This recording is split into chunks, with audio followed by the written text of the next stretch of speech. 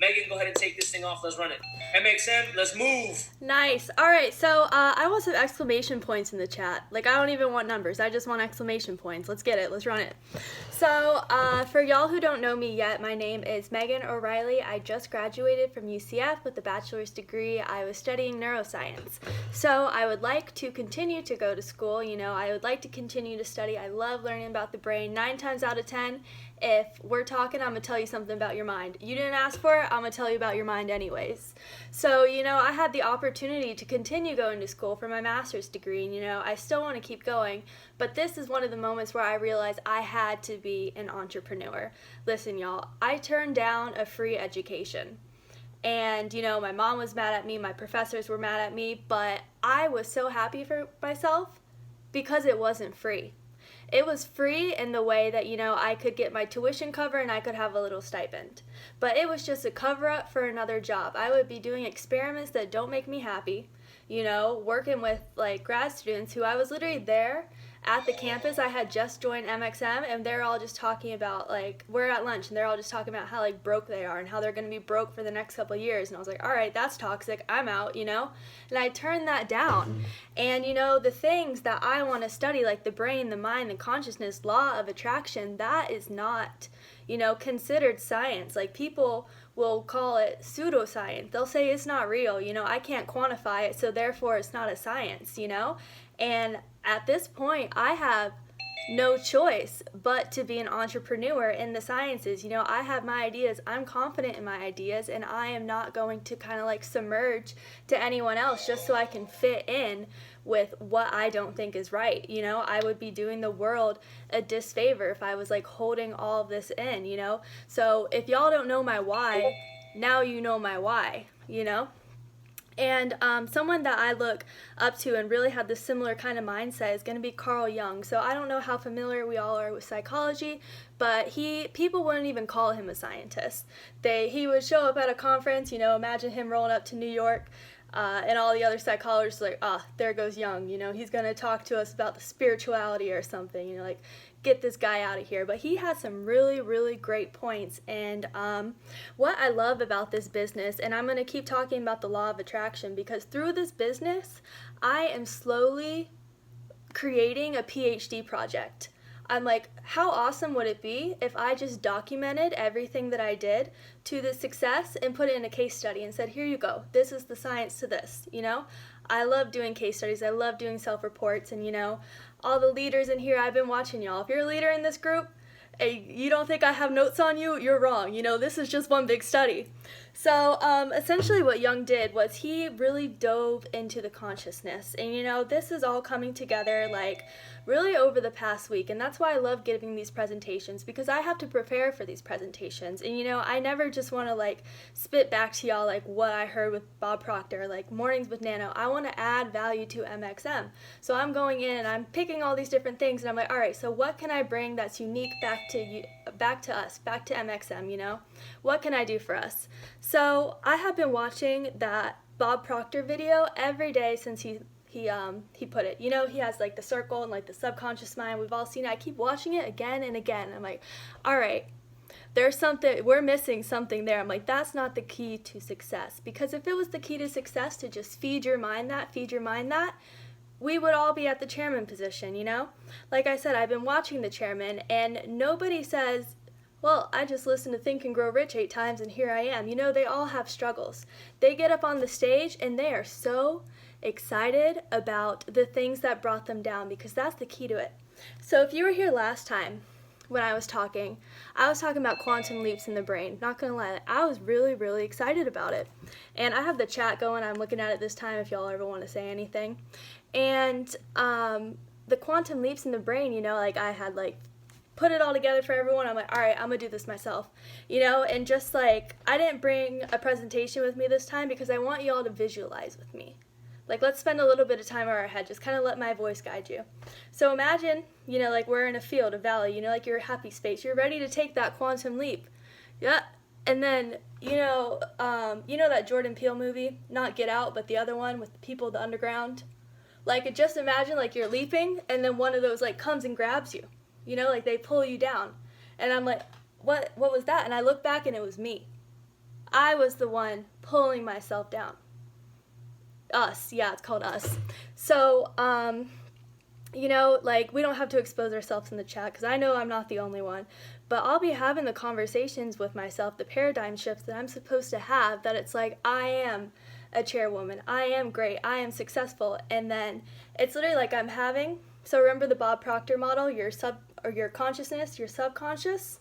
So I'm having this conversation up in my subconscious. I'm like, all right, or up in my conscious, and I'm like, subconscious, we are successful, we're doing this. And then I can literally feel it. It's like down here, it's in the very bottom part of my brain. It's another part of me that's like, no, you're not, you know? The one part of yourself that's always doubting you. I know I'm not the only one that has that kind of conversation, you know? We're telling ourselves, we're feeding ourselves the personal development, and it is me. It is like this little Megan, and she's really not nice, and she's just down in here, she's telling me, no, you can't. And I'm like, that has to be what's holding me back, you know? But I couldn't really figure it out, you know? I was so close this morning, like, with Nano. I was like, maybe, you know, I might ask them on the mastermind in front of all these 1,000 people, be like, hey, does anyone else have that voice in their head, you know? And that's kind of where the synchronicity of stuff started coming in, because, you know, we had the Bob Proctor consultant on the calls today, and he was like, it's all 100% your paradigm. And I was like, all right, what's wrong with my paradigm? And I started thinking back to that little voice, and I was like, I bet she's the problem. I bet that's the problem, you know? So then, you know, I watched that Bob Proctor video for like the 5th time today. I was like, conscious, subconscious, nothing against Bob Proctor. I love him. I'm so happy he's in our business. He's leaving out the unconscious. There's another part, the unconscious. So what your unconscious mind does is it's everything that you don't have to think about. You know, your unconscious mind, it keeps you breathing. It works your liver. You know, it makes your lungs do the thing. You know, I'm a neuroscientist, not a doctor. I don't know your heartbeat. You know, I don't have to think about that because my unconscious mind is thinking about that. So let's picture, you know, your entire life. Our life is a movie, you know? And just imagine the film reel. And it just goes and it goes and it goes. And you can't delete anything. You can't get rid of it. You just kind of shove it down in there.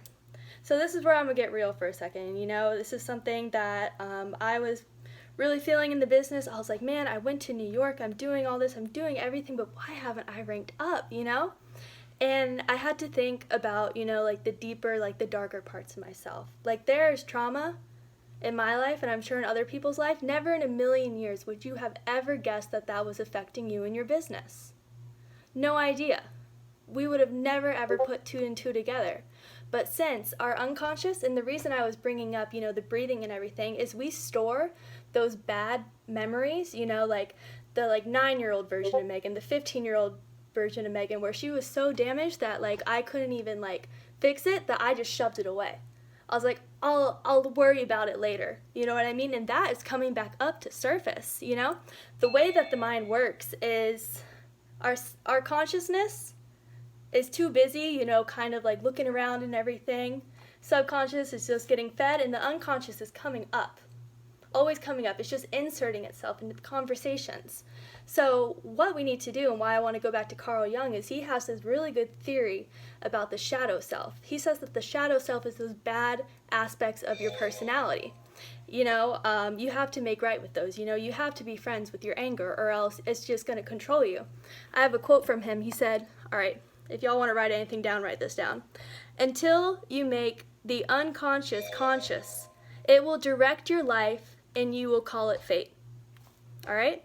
Until you make the unconscious conscious, it will direct your life and you will call it fate. You're going to swear that you were destined to make these mistakes. Oh, it's not meant to be. But you just haven't really gotten down and dirty with yourself. You know, Drake the other day, we're all on that call. He was talking about being in the trenches. The trenches are nasty. The trenches are gross. We got to start there. Get in the trenches of your mind. You know, nobody starts with a clean mind state. It is, you know, you got to go in there. They're talking about rewiring your paradigm. And I was thinking that this morning. I'm like, they're making it sound like, you know, we got 2 HDMI cords. Oh, sorry, bro. It was in 1, let me put it in 2. Boop, I'm a millionaire. No, that is tangled up. You know, you got to go down into your unconscious and you got to start untangling. You know, y'all ever seen like in the movies, it'll be like the thick wire and you just see the one spark going like zzz. Like imagine that and follow it all the way down to those deep parts and figure out what is going on. You know? So I am all about, the light work, the meditation, personal development. But when we're doing that, we're kind of just like bandaging it. We're bringing all this like stuff in to kind of just press it down further. And it's like, what if we went in and we pulled it out? Instead of saying like the quantum leap, like, I want to be this, I want to be this, I want to be this, and, projecting that out, why don't you go into your mind and just ask, what are the obstacles in my business? Because your subconscious or your unconscious will tell you. So I was looking up different techniques about it, because, we're taught to write everything down in blue pen, and I was like, if I'm really going deep into my traumas, I don't want that in my blue pen manifestation. I'm like, I just want to get that out. So one thing I actually was researching is something you can do is kind of hit that meditative state, go in your subconscious or your unconscious and start asking it questions and just type it on your computer. Because on a computer, you can type it fast. It's just like, get out of me, get out, get out, get out. Type it as fast as you can and see what you get. You can delete the document, but at least now you know. You let your unconscious mind speak to you.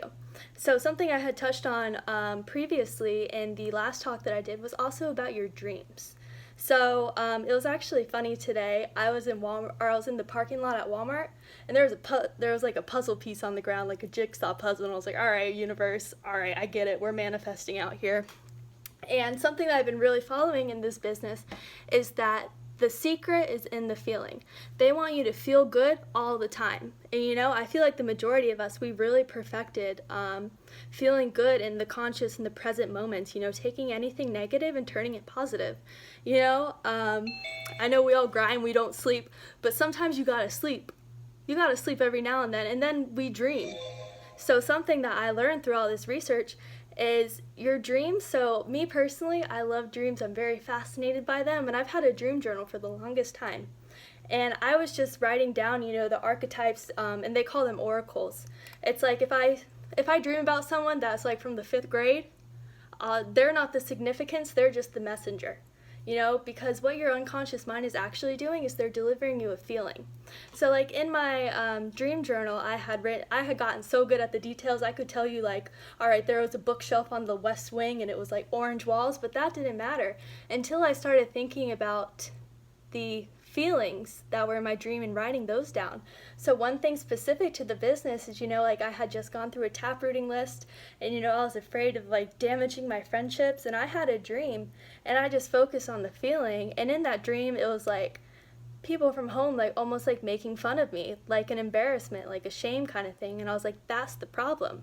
If you just let your unconscious mind speak and you listen to it, and the best time to do that in your sleep is you can. If you can't, really just go in, like taproot your own brain. Like go deep in there and see what the problem is and bring it out. We talk about being in alignment all the time, but you can't leave that part of you behind. You can't be like, I'll shift it over here and there's just kind of like shut that out. Like can you imagine being a chairman but having that dark shadow part of yourself still down there, still like trying to hide it? That is not going to help you very much. And that's why I was saying at these conventions, I feel like the chairman gets so hyped when they're talking about their struggle, because like they're telling you the nugget.